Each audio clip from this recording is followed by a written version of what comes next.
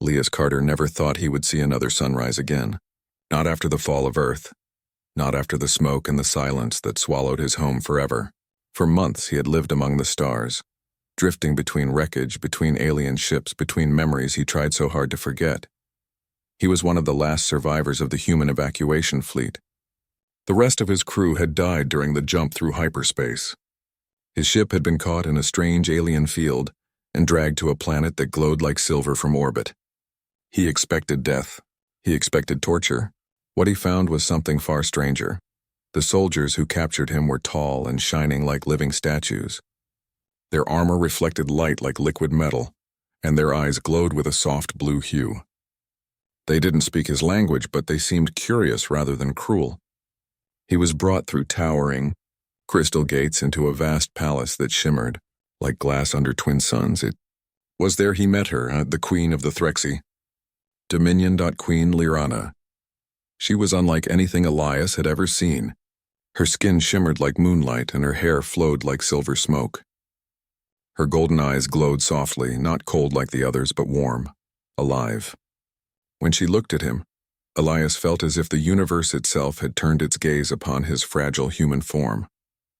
The hall was filled with nobles and warriors, each watching silently as the queen descended from her throne. The air was thick with tension and awe. Elias stood there, his boots clicking softly against the glass floor, feeling smaller than ever before. "You are human," she said, her voice calm and melodic. Somehow her words came through a translator drone hovering nearby. A strange species. Soft, short-lived, yet bold enough to fly among the stars. Elias swallowed hard. "I didn't mean to enter your space," then he said quietly. "I just survived." Her golden eyes studied him for a long moment. Then she said, "You have no rank in my court, no title, no name of power. Yet you stand unafraid. So I will grant you this. You may choose your place among us." The hall went silent. Dozens of alien eyes turned toward him. Elias hesitated, unsure if this was some kind of test. He could barely understand what was happening. He looked around, confused and tired, and something inside him broke. That small part of a man who had lost everything and had nothing left to fear. He smiled faintly, a tired, broken smile. "Then call me husband." The words left his lips like a whisper, half a joke, half a desperate attempt to lighten the crushing weight of the moment. But the silence that followed was like thunder. Every alien in the hall froze. Several guards stiffened, their armor creaking. The noble council exchanged quick, shocked glances. Even the translator drone beeped as if it had malfunctioned. Elias blinked. "Wait, I didn't..."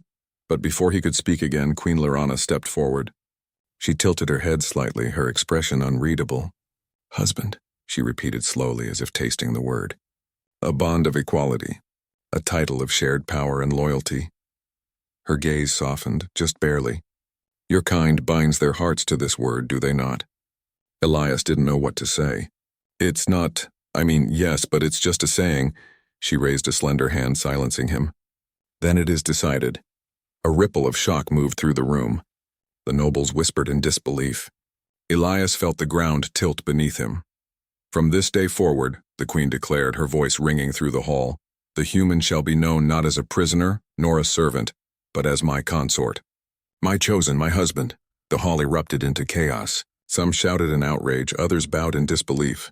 Elias stood frozen, staring up at her in stunned silence. And when their eyes met again, there was something in hers that sent a strange warmth through his chest.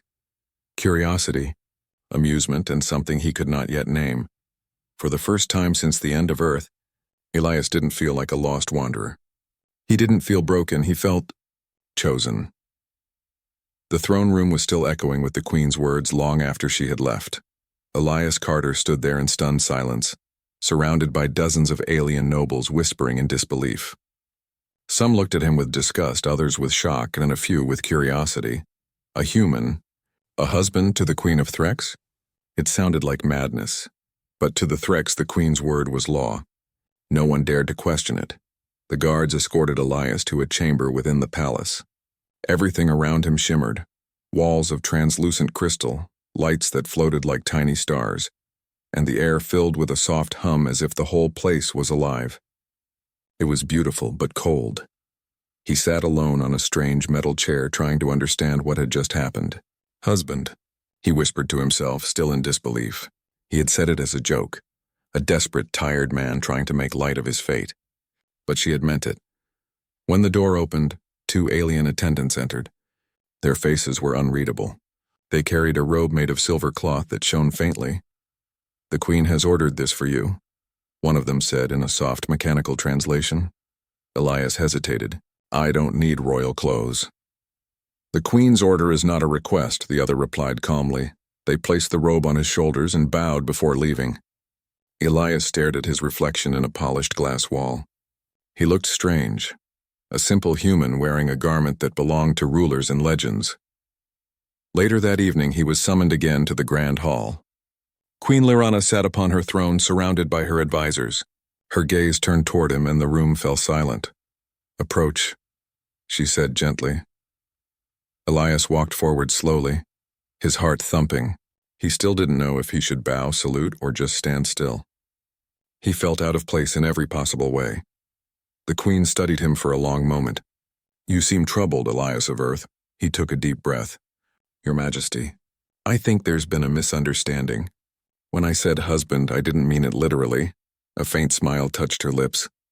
"Do you regret your words?" He hesitated. I don't belong here. I'm not like your people.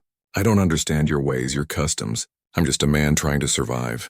Her golden eyes softened. "And yet you spoke boldly in front of my entire court. You did not kneel. You did not beg. You met my gaze as an equal. That is what I need beside me. Someone unafraid to speak truth." She rose from her throne and stepped closer. Her presence was calm but powerful, almost glowing. Elias could feel his heartbeat quicken as she looked directly into his eyes. "In my world," she said softly, "titles are earned through courage. You may have spoken the word in jest, but I have accepted it in truth. You are my consort now, not a servant, not a prisoner." Elias felt his throat tighten. "And what does that mean for me?" "It means you are bound to me by honor," she said. "You will walk beside me, share my table, and speak when others would stay silent. The court will hate it. They will test you. But I will stand by my word." He stared at her, still trying to process everything. "You don't even know me." "I will," she replied simply. "In time." Her words were calm, but they carried a strange weight, not a command, but a promise. That night, when Elias returned to his chamber, he could not sleep. He stared out the window, watching the 2 sons of Threx sink below the crystal horizon. His heart was torn between fear and something he hadn't felt in a long time. Purpose. For the first time since Earth's fall, someone had looked at him not with pity but with belief. He didn't know what being her husband truly meant. But one thing was certain. His life among the stars had just begun. And deep down, a quiet thought echoed in his mind. Maybe fate had brought him here for a reason. Days turned into weeks, and the word husband spread through the entire palace like wildfire. The courtiers whispered it in the hallways. The soldiers muttered it during guard shifts. And wherever Elias Carter went, eyes followed him, some full of hate, others of amusement. The humans were gone from the galaxy, most believed. Yet here stood one, walking beside the most powerful ruler in the Threx dominion. To them, it was an insult that a soft, fragile creature from a dying world could hold the Queen's attention. Elias felt the weight of their judgment every day. When he passed through the silver halls, alien nobles turned their heads away. When he entered the dining chamber, the talking stopped. No one dared speak to him unless ordered. He tried to keep his head high, though his heart was heavy. The palace was beautiful, a shining fortress of crystal and light. But to him it felt like a cage made of glass. Yet Queen Lyrana treated him differently. Every morning she invited him to walk with her through the gardens of glowing vines and blue fireflies.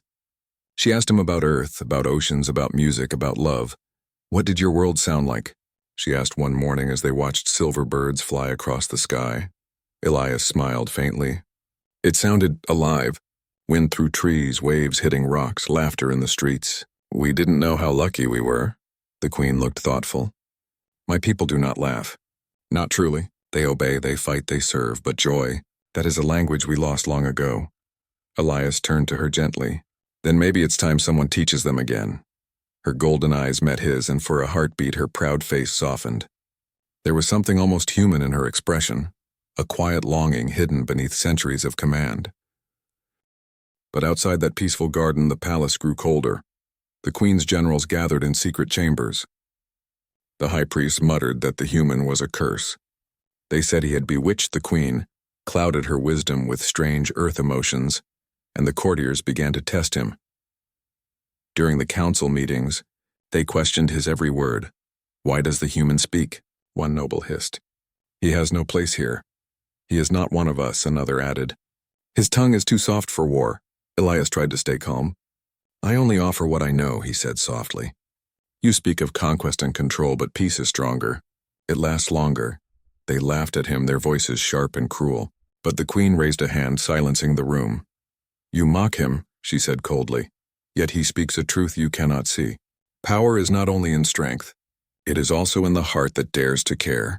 The room went silent. No one dared argue further, but their eyes burned with hate.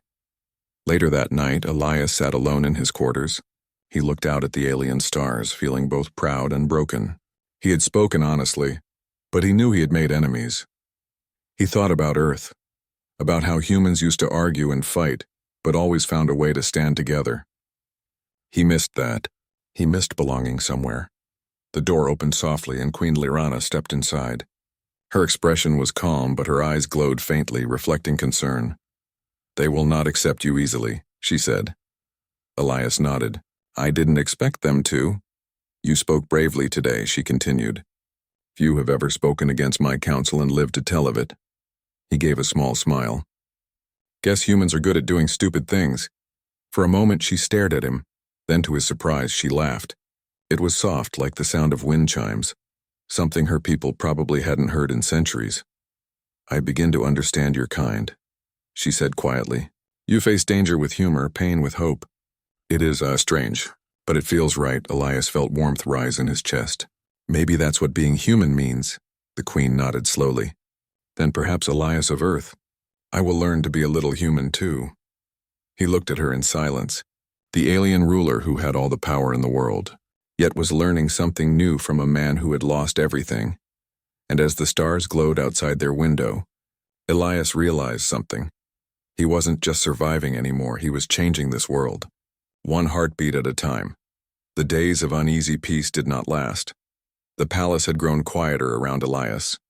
But beneath that silence, something dangerous was forming. Rumors whispered through the crystal halls like poison in water.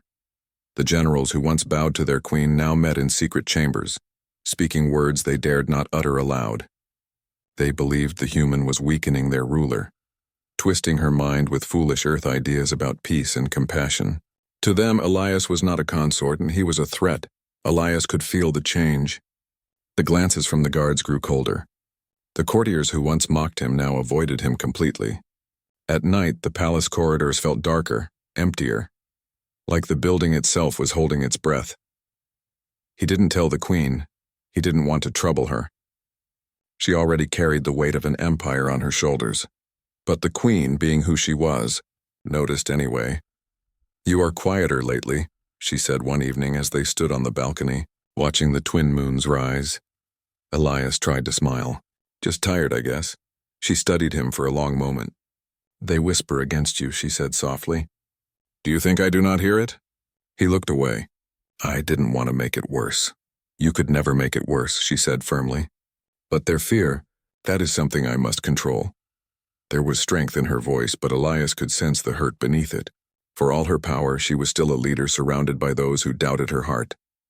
That night, as the queen returned to her council, Elias walked alone through the garden paths.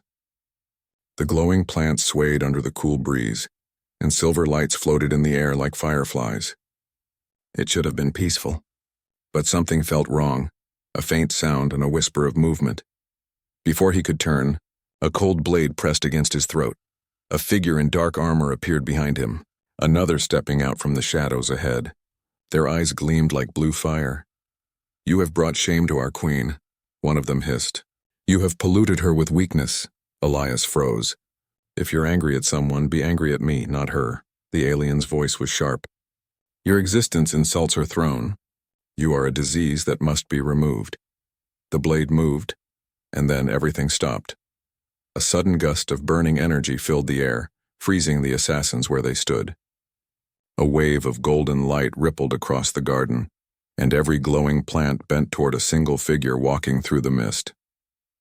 Queen Lyrana. Her eyes blazed brighter than the stars. Her voice thundered with power. "You dare raise a weapon against my consort?" The assassins dropped to their knees, gasping as their armor sizzled under the queen's wrath. The air itself trembled. Elias stumbled backward, his chest heaving. "Your Majesty, please." But she did not listen to reason. Her anger was something ancient, divine, and terrifying. With a gesture, the assassins were lifted into the air, glowing bands of energy tightening around them. "Your blood would stain this garden for eternity," she said coldly, "but mercy is my gift tonight. You will live only to remember your failure." She released them, and they collapsed to the ground, trembling. The guards soon dragged them away, leaving only silence behind. When the fury faded from her eyes, Lyrana turned to Elias. Her expression softened, almost breaking. "Did they harm you?" Elias shook his head, still catching his breath. "No, but they would have." "You saved me." She stepped closer, her voice lowering. "You should never have needed saving. I should have protected you better." He met her gaze, heart heavy with emotion. "You can't protect me from everything." "I chose to be here, remember?" I said, "Husband, maybe it's time I act like one." For the first time in a long while, she smiled faintly. "You speak boldly, as always." "I learned from the best," he said softly. The queen's golden eyes glimmered.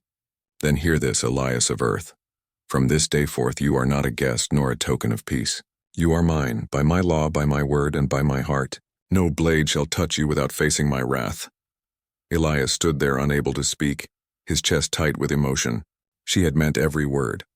For a long moment, neither of them moved. Only the sound of the wind and the glow of the moon surrounded them.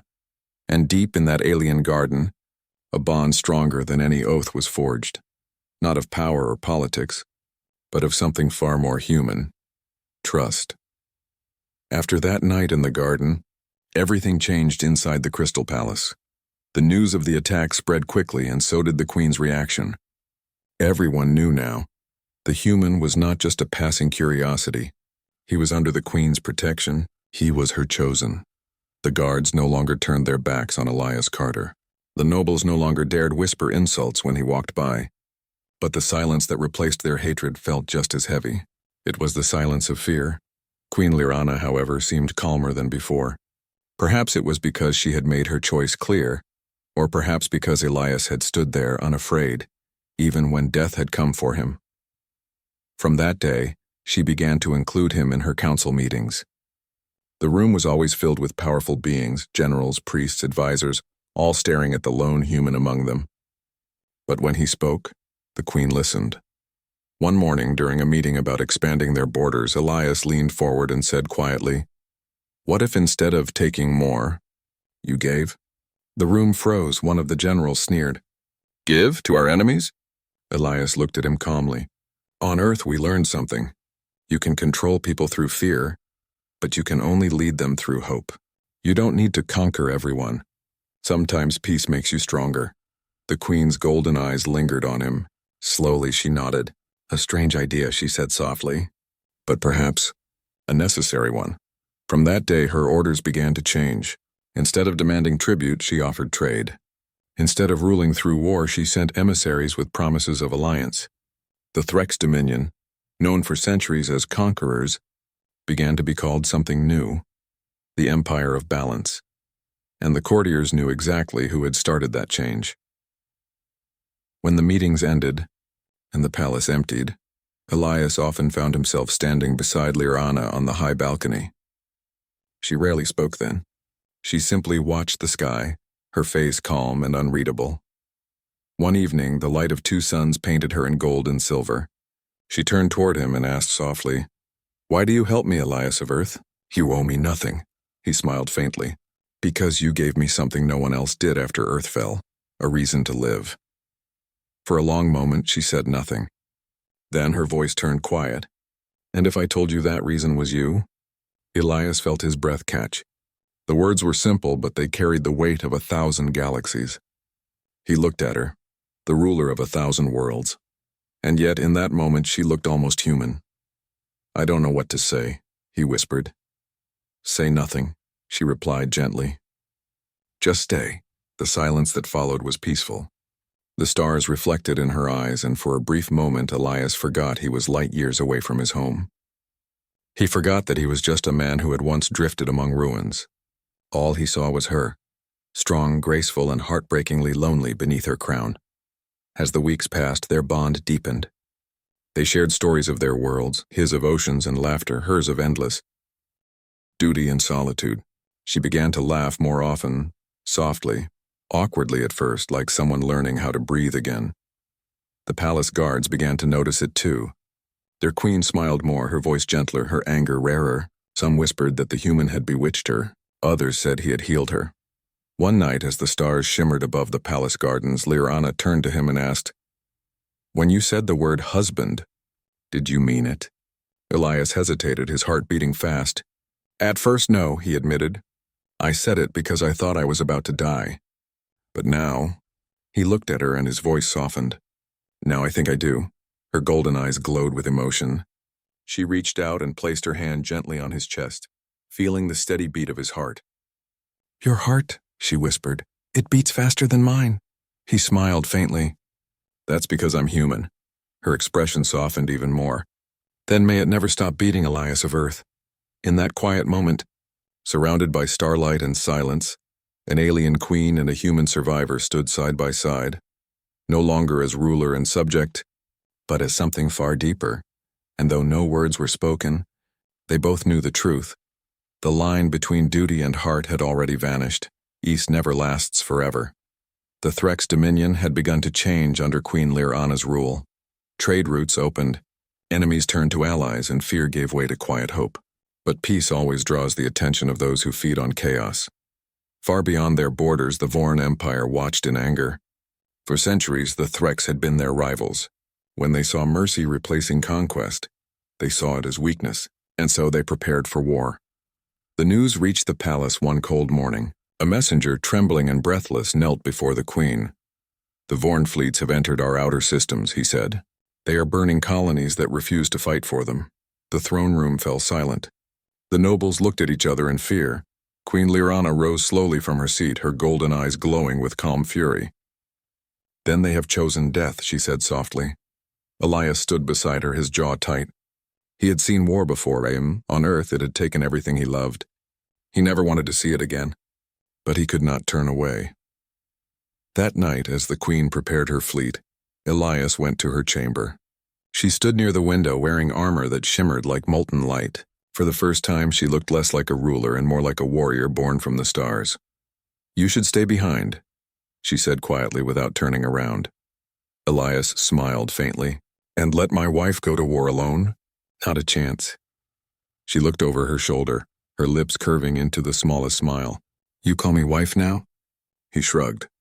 "Well, you never took back the title of husband." Her laughter was soft, but her eyes carried sadness. "War changes everything, Elias. Once we begin, we may never return to what we were." "Then let's make sure we come back," he said firmly. And she nodded. The next day, the skies above Threx burned with light. Giant warships rose into orbit, dark silver vessels glowing with power.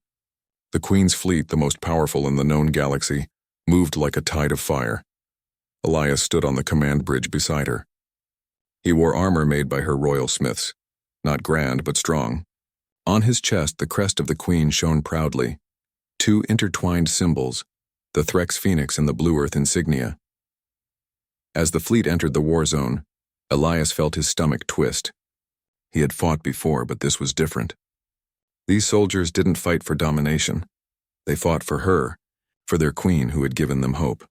The battle that followed was chaos and fire. The Vorn ships rained destruction, their weapons tearing through space. But the Queen's fleet moved like a living storm. Every command she gave was precise, graceful, powerful. Elias watched her, standing tall, calm amidst the fire, and realized how much he admired her strength. When a Vorn cruiser broke through their line, Elias acted without thinking. He ordered a countermaneuver, using an old human trick from naval combat on Earth. The alien generals hesitated but obeyed. The tactic worked. The enemy ship was trapped and destroyed. The Queen turned toward him, eyes wide. That strategy, Earth used it once, he said. Worked then. Worked now. For the first time in centuries, the Queen smiled during battle. Then humanity's ghosts still fight beside us. By the end of the third day, the Vorn fleet retreated. The Threx Dominion stood victorious. When the fires faded and the stars grew calm again, the Queen returned to her palace. Her people greeted her as a hero, their voices echoing through the silver streets. But when she looked at Elias, there was no pride, only relief. You fought bravely, she said softly. He shook his head. I only fought because you were there. Because this place, these people, they've become something worth saving. She reached out and touched his face gently. And what of me? Elias smiled, his eyes warm. You were worth saving most of all. Her golden eyes shimmered. Then perhaps this war did not destroy us. Perhaps it showed us what love truly means. Not just words, but standing together even when the stars burn. He took her hand and pressed it against his chest. As long as my heart beats, Lyrana, I'll stand with you. The Queen leaned closer, her forehead resting lightly against his. And as long as the stars shine, she whispered, you will never stand alone. In that moment, amidst the echoes of war and the quiet hum of peace returning, a human and an alien queen stood side by side, two hearts that had defied a galaxy, proving once again that love, courage, and humanity could conquer even the endless dark. Years passed in the Threx Dominion, and the galaxy itself seemed to hum with change. Under Queen Lyrana's rule, guided by her human consort, Elias Carter, the Empire became something it had never been before. Fear no longer ruled the hearts of the people. Diplomacy replaced conquest. Trade replaced bloodshed. The story of a fragile human who stood beside the strongest ruler in the galaxy spread through the stars, whispered in awe and disbelief. Elias had changed too. He was no longer just the outsider, the fragile human who had stumbled into the Queen's court. He was a leader in his own right, a symbol of courage, hope, and humanity. Yet he remained humble, often laughing softly at the memories of Earth, sharing stories of oceans, laughter, and warmth with a people who had never known such things, and through it all the Queen remained beside him. Lyrana had grown in ways even she did not understand, softer yet stronger, more compassionate yet still fierce. She had learned to laugh without fear, to love without doubt, to rule without cruelty. And in the quiet moments she would sometimes look at Elias and marvel at how one human had changed her forever. One evening, as the twin suns of Threx dipped below the horizon, painting the skies with shades of gold and violet, the two of them stood on the balcony of the palace. The city below glimmered like a field of stars, and a gentle wind carried the scent of the glowing gardens to their feet. You've changed the galaxy, Elias said softly, his hand brushing against hers. Not just your empire, but all of it. She looked at him, her golden eyes reflecting the dying light of the suns. No, she whispered. You have changed me. You showed me something I had long forgotten, that strength and compassion can exist together, and that love can be as powerful as any weapon.